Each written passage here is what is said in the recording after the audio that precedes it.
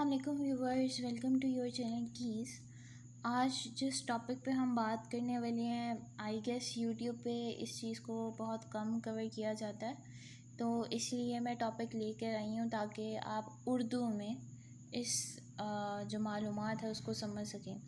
तो बेसिकली अगर हम साइको एनालिसिस की बात करें तो ऑब्वियसली सिगमंड फ्रॉइड बहुत ही अहम किरदार अदा करते हैं साइकोलॉजी की फील्ड में, क्योंकि ये पहले शख्स थे जिन्होंने साइकोलॉजी को एज अ कहते हैं ना कि दुनिया के सामने लेकर आए थे। तो जो पहला शख्स जिसने साइकोलॉजी को एक नाम प्रोवाइड किया था, एक फेम प्रोवाइड किया था, वो सिगमंड फ्रॉइड ही थे। इन्हीं के दौर के अंदर डिफरेंट इंटरनेशनल कॉन्फ्रेंसेस भी हुई और इन्हीं के दौर में बहुत ज़्यादा बुक्स भी लिखी गई साइकोलॉजी के ऊपर। और इसके साथ साथ डिफरेंट फिजिशियंस और साइंटिस्ट वगैरह का जो भी ध्यान था वो साइकोलॉजी की तरफ मबजूल भी सिगमंड फ्रॉइड के दौर के अंदर ही हुआ था।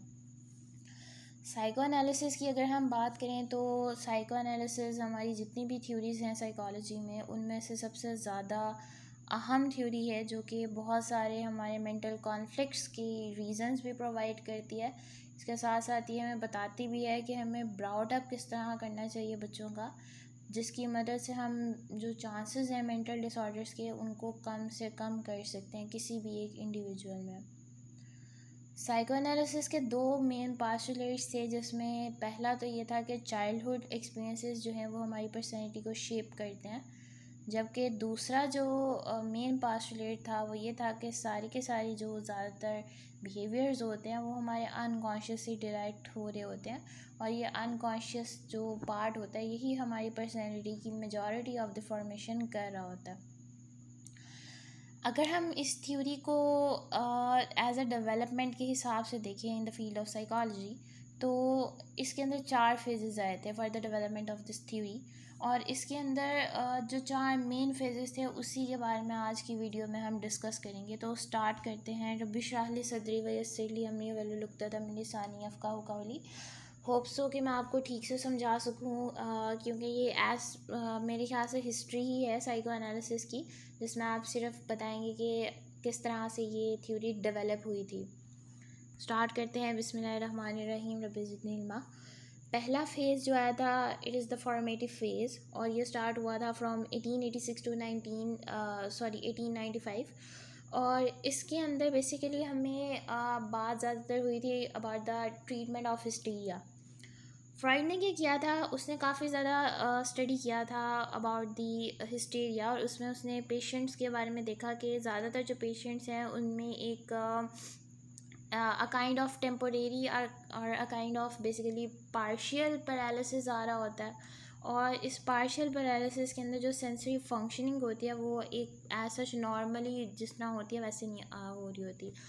काफ़ी पेशेंट्स ने ये रिपोर्ट किया कि जब उनको इस तरह से मतलब दौरा आता है तो उस दौरान उनके जो एक आँखें हैं ना, उनके सामने अंधेरा छा जाता है, कंप्लीट ब्लाइंडनेस आ जाती है। लेकिन ये ब्लाइंडनेस टेम्परेरी होता है, एज जिस तरह से ही वो उनका दौरा ख़त्म होता है, साथ ही उनकी ये जो ब्लाइंडनेस का एक एज सच इशू था वो भी ख़त्म हो जाता है। इसके साथ साथ उन्होंने कहा कि जो सारी की सारी कॉजेज़ हैं, मतलब एज सच कोई न्यूरोलॉजिकल इसकी बेसिस हमें नहीं मिल रही, न्यूरोलॉजिकल कॉजेज़ भी इसकी नहीं मिल रही थी। तो इस बात को देखते हुए फ्रॉइड के जो एक कह सकते हैं टीचर, जिनके जो है ना वो शागिर्दगी में उन्होंने काफ़ी ज़्यादा चीज़ें सीखी, जिनका नाम जीन कारकॉट था। इसको ना मैं चारकॉट पढ़ती हूँ फॉर द स्पेलिंग, क्योंकि इसका जो स्पेलिंग है ना वो है CHARCOT, तो इसको याद रखने के लिए मैं इसको एज प्रोनाउंसिएशन इसकी चारकॉट पढ़ती हूँ, लेकिन ये है कारकॉट, ठीक है। तो इन्होंने क्या किया था, इन्होंने बेसिकली बताया था कि हिस्टेरिकल सिम्टम्स जो होते हैं ना, इनको हम हिप्नोसिस के थ्रू ख़त्म कर सकते हैं। आजकल के वक्तों की मैं बात करूं तो हिप्नोसिस को एक अनएथिकल प्रैक्टिस कंसिडर किया जाता है, क्योंकि इसमें हम काफ़ी ज़्यादा बातें पेशेंट्स की कंसर्न के बगैर भी हासिल कर लेते हैं। तो मेरे पॉइंट ऑफ व्यू से भी एक अनएथिकल वे है, क्योंकि ऑब्वियसली हम बगैर किसी की इजाज़त लिए उसकी जो लाइक अनकॉन्शियस पर्सपेक्टिव्स और सारी आइडियोलॉजी और उसकी जो इन्फॉर्मेशन वगैरह होती है उसको हम निकाल रहे होते हैं बगैर पूछे। तो it's a kind of unethical way. लेकिन उन्होंने कहा कि ये जो है ना एक हिप्नोसिस के थ्रू हम जितने भी सिम्टम्स आ रहे हैं हिस्टीरिया के उनको ख़त्म कर सकते हैं। लेकिन जो आइडिया था हिप्नोसिस की थेरेपी को यूज़ करने का, उसका मतलब एज सच कोई बेसिस नहीं थी, और पेशेंट को भी एज सच कुछ नहीं पता होता था। साथ ही काफ़ी ज़्यादा जो main causes like physical alignments वगैरह आ जाती हैं, जो इन सब के बारे में भी हमें ऐसा कुछ पता नहीं लग रहा होता था।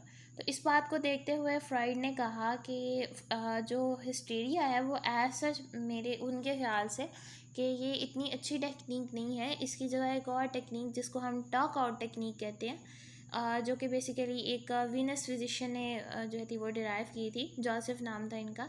इनसे इंस्पायर होकर उसने अपनी टेक्निक्स को इस्तेमाल किया, जिसके अंदर हम फ्री एसोसिएशन और इसके साथ साथ ड्रीम एनालिसिस, इन सब के बारे में जो आजकल की टेक्निक्स हैं साइको एनालिसिस में, ये इसी से बेसिकली इंस्पायर्ड होकर बनी हुई है।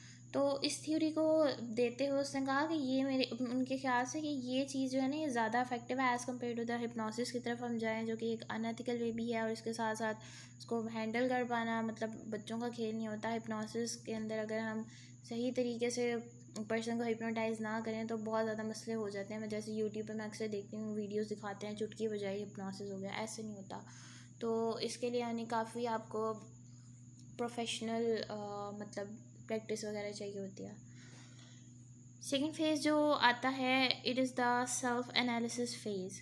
सेल्फ एनालिसिस फेज़ स्टार्ट हुआ था इन 1895 टू 99, बेसिकली 1899, जिसके अंदर फ्राइड ने ना बेसिकली एक डेवलपमेंटल डिफरेंस आया था बिटवीन फ्राइड एंड ब्रियर। इन्होंने क्या किया था, इन्होंने बेसिकली हिस्टीरिया के ऊपर ही बात की थी। हिस्टीरिया की कॉजेज़ जिसको हम जो है ना मतलब डिसऑर्डर की कैटेगरी में लाया करते हैं। तो ये जो डिसऑर्डर था ना इसके ऊपर बात कर रहे थे। फ्राइड ने क्या किया, उन्होंने मतलब इनके दरमियान ना ऐसा मतलब टर्म्स अच्छे नहीं रहे, तो इन्होंने अपना काम ना अपनी राहें जुदा कर ली। तो फ्राइड ने अपना जो काम था ना वो खुद से स्टार्ट करना शुरू कर दिया। इस फेज़ के अंदर उसने ये कहा, उसने अपनी जो ज़ाती फीलिंग्स थी ना उसके साथ साथ अपनी ज़ाती थॉट्स, बिहेवियर्स एंड ड्रीम्स, इन सब के बारे में उसने कहा कि ये जो है ना इनको हम एनालाइज करते हैं, और एनालाइज करने के बाद हम जो है ना एक कह सकते हैं कंसेप्ट फाइंड आउट कर सकते हैं about the psychological concept basically about an individual.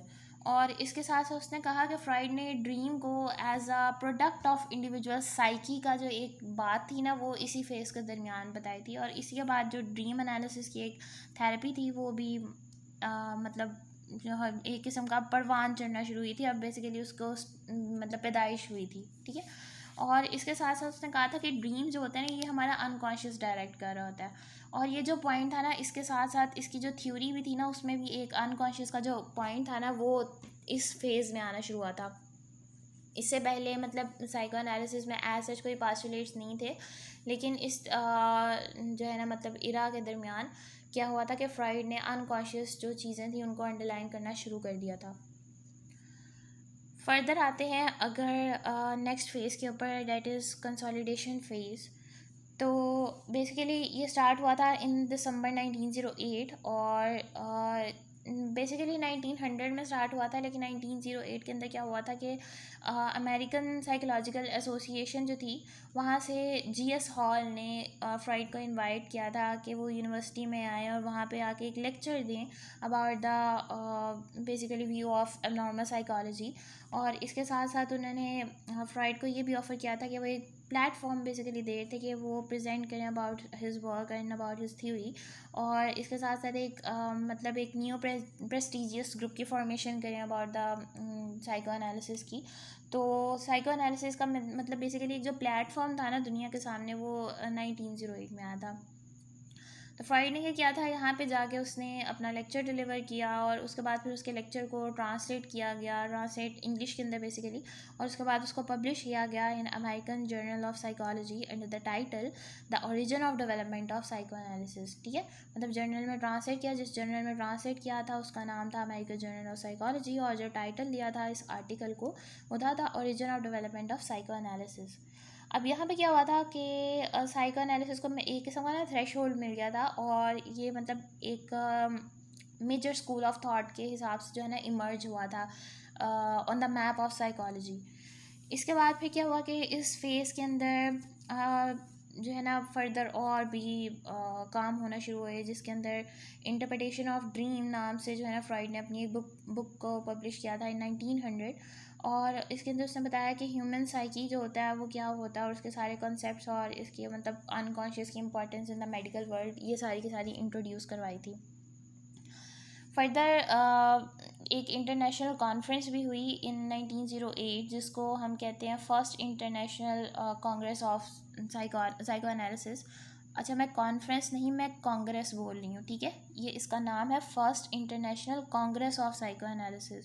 ये ऑस्ट्रेलिया में हुई थी। यहाँ पे डिफरेंट और भी मतलब फिलासफर्स आए थे, लाइक कार्ल यूंग भी आए थे, एडलर भी आए थे, और वीना भी आए थे। इन सब ने जो है मतलब कंट्रीब्यूशन की थी साइको एनालिसिस में। बाद में इन्होंने फ्राइड से के जो कंसेप्ट थे उससे अग्री करना ख़त्म कर दिया था, और फिर अपने स्कूल ऑफ थॉट ओरिजिनेट कर दिए थे। जैसे कि यूंग का भी आपको बताया अलहदा स्कूल ऑफ थॉट है, और एडलर का तो सोशल की तरफ चला जाता है, तो मतलब ये इनके अलहदा नज़रियात हो गए थे। नेक्स्ट आते हैं अगले फ़ेज़ के ऊपर, which is the revision phase. अब इस दौरान क्या हुआ था, ये 1914 से लेके फर्दर 1939 तक रहा था। और इस फेज़ के अंदर बेसिकली आ गया था वर्ल्ड वॉर का टाइम। और जब वर्ल्ड वॉर का टाइम आ गया तो ऑब्वियसली आप जानते हैं कि वॉर के दरमियान तो मतलब एक किस्म की फाइंडिंग्स ख़त्म ही हो जाती हैं। तो इस वजह से जो फ्राइड का काम था ना, उस पर बहुत ही ड्रास्टिक एक इस किस्म का ना इफ़ेक्ट पड़ा था। और इसने साथ साथ जो फ्राइड की एक थिंकिंग थी ना, उसको भी चेंज किया था। इसके साथ साथ मतलब कहते हैं ना कि मुसीबतों का पहाड़ टूट गया, तो उस तरह का सीन हुआ था फ्राइड पे कि एक तो जंग की सारा सिस्टम स्टार्ट हो गया, और इसके साथ साथ फ्राइड को जो है ना जॉ कैंसर भी हो गया। और इसका जो है ना मतलब एक किस्म का ऑपरेशन भी मतलब किया गया। और उसके बाद उसकी जो मतलब एक थिंकिंग पर्सपेक्टिव था, ऑब्वियसली एक ड्रामा ही था, और ड्रामेटिक इवेंट के बाद आप जानते हैं कि थिंकिंग पर्सपेक्टिव चेंज हो जाते हैं काफ़ी अक्सर लोगों के। तो इस इनका भी जो थिंकिंग पर्सपेक्टिव था वो चेंज हो गया। और इसके साथ साथ उन्होंने क्या किया था, उन्होंने अपनी सारी की सारी जो थ्योरी थी उसको रिवाइज़ किया, और कुछ जो बेसिक प्रिंसिपल थे थ्योरी के उनको चेंज भी किया कुछ हद तक। इसके साथ साथ उन्होंने अपनी जो है ना एक और शख्स थे जिनका नाम अर्नेस्ट था, और इनके कॉन्सेप्ट से ही काफ़ी ज़्यादा मतलब इंस्पायर हुए थे। और इसके बाद उन्होंने इंडिविजुअल को मतलब एक किस्म का रिगार्ड देना शुरू कर दिया था। इससे पहले तो मतलब एक किस्म का ब्लेम किया जाता था ना कि अनकॉन्शियस थॉट्स हैं, चाइल्डहुड इवेंट्स हैं, इसकी वजह से तुम्हारी पर्सनैलिटी में ये ख़राबी है, वो ख़राबी है, लेबलाइज्ड सिस्टम था। लेकिन इस इवेंट के बाद उन्होंने क्या किया था, he learn to regard the individual as a dynamic system, regard देना शुरू कर दिया था। इसके बाद एक इंटरनेशनल साइको एनालिसिस एसोसिएशन भी इस्टेब्लिश हुई जब ये जंग का माहौल वगैरह सारा ख़त्म हो गया। और उसके बाद लोगों को हेल्प देना शुरू कर दी, मेंटल सर्विसेज प्रोवाइड करना शुरू कर दी। और इसके साथ साथ डिफरेंट एप्लीकेशंस होना भी शुरू हो गई, लाइक ड्रीम एनालिसिस की भी, और different free association, word association, इनको बाकायदा तौर पे एक असेसमेंट टूल की तरह दिखाया गया। और इसके साथ साथ 1939 के अंदर फिर फ्राइड की इंग्लैंड के अंदर डेथ हो गई। और उसके बाद उनका जो घर था उसको एक म्यूज़ियम का दर्जा दे दिया गया, और म्यूज़ियम में कन्वर्ट कर दिया गया। एंड पे मैं कहना चाहूँगी काइंडली मेरी वीडियो को लाइक कर दीजिए, चैनल को सब्सक्राइब कर दीजिए, वीडियोस को ज़्यादा से ज़्यादा शेयर कर दीजिए। आप देख सकते हैं सब्सक्राइबर्स अभी बहुत कम है, तो मैं चाहती हूँ कि ऑब्वियसली कि मेरा चैनल मोनेटाइज हो जाए, हर यूट्यूबर चाहता है। तो मेरी हेल्प कर दें अगर आपको ज़रा से भी 1% भी इंफॉर्मेशन मिली है मेरी इस वीडियो से। शुक्रिया। अल्लाह हाफ़िज़।